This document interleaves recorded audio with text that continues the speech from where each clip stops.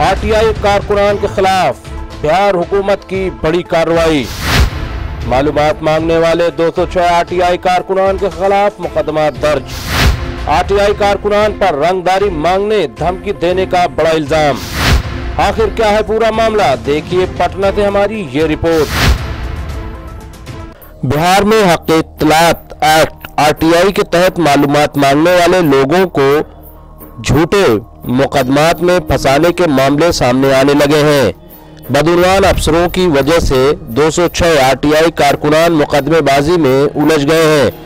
ऐसे मुतासिरीन ने रियासती इंफॉर्मेशन कमीशन से लेकर महकमा दाखिला तक को दरख्वास्तें देकर इंसाफ की फरियाद की है।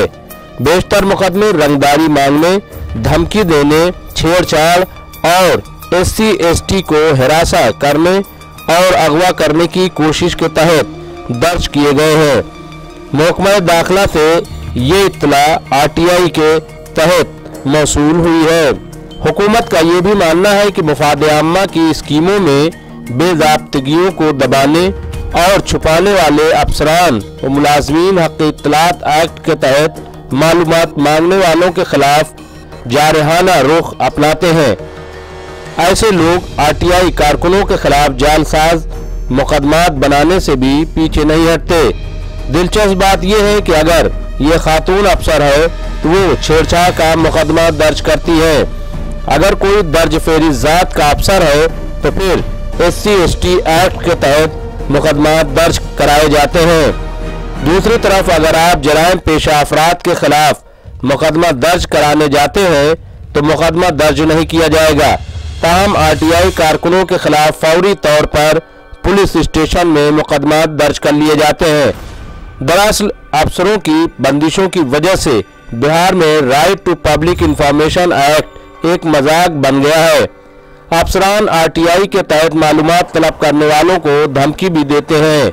ज्यादातर मामलों में इत्तला मांगने से मुतालिक अर्जियों पर अफसरान दिलचस्पी नहीं लेते हैं और टालमटोल से काम लेते हैं।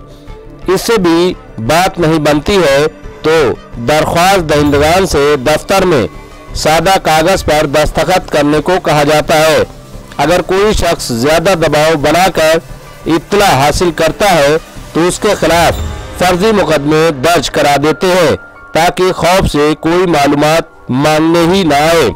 बिहार स्टेट इंफॉर्मेशन कमीशन के एक आला अफसर का कहना है कि झूठे मुकदमात में फंसे अफराद की तादाद में मुसलसल इजाफा होता जा रहा है। कमीशन ने मालूमात फराहम करने के एवज आरटीआई कारकुनों को हिरासा करने वाले 54 अफसरों के खिलाफ माली सजा भी आयद कर दी है। कमीशन ने मुताल्लिका महकमों से भी कहा है कि वो शिकायत से मुताल्लिक पूरे मामले की तहकीकात करे, झूठे मुकदमात वापस ले और कसूरवार ओहदेदारों के खिलाफ जरूरी कार्रवाई को यकीनी बनाए। मारूफ आरटीआई कारकुन शिव प्रकाश राय, जिनको कई अवार्ड से नवाजा गया है, का कहना है कि मुझ जैसे आरटीआई कारकुन को इस मामले का सामना करना पड़ रहा है। ये सिर्फ मालूमात तलब करने की वजह से हुआ है। बक्सर SP ऑफिस से जिला पुलिस में पाई जाने वाली माली बेज़ाब्तगियों के बारे में मालूमात तलब की थी। इस पर मेरे खिलाफ रंगदारी का झूठा मुकदमा दर्ज किया गया। सच तो ये है कि जब इन चीजों की तहकीकात की गई तो तमाम मामला झूठे पाए गए। मौसूला इत्तला के मुताबिक 2010 में हुकूमत ने आरटीआई कारकुनों की शिकायत से निपटने के लिए महकमा दाखिला के सेक्रेटरी और पुलिस के डायरेक्टर जनरल की सरबराही में एक कमेटी तश्कील दी और उन्हें आरटीआई कारकुनों को हिरासा करने से मुतालिक शिकायत पर फौरी कार्रवाई करने की जिम्मेदारी दी गई है। लेकिन मामला इसके बरक्स हुआ। जब कारकुनान इस कमेटी में शिकायत करते हैं तो फिर तफ्तीश की जिम्मेदारी इन्हीं अफसरान को दी जाती है जिनके खिलाफ शिकायत की जाती है।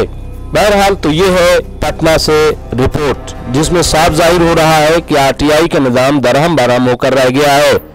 अब जो हक के इत्तलात के तहत मालूमात हासिल करना चाहते हैं उनको मालूमात तो नहीं दी जाती, अलबत्ता उन पर मुकदमा ठोक दिया जाता है और उन्हें जेल भेजने की धमकी दी जाती है। डॉक्टर नाथरा खातून रिपोर्ट, MMC न्यूज़ इंडिया, नई दिल्ली।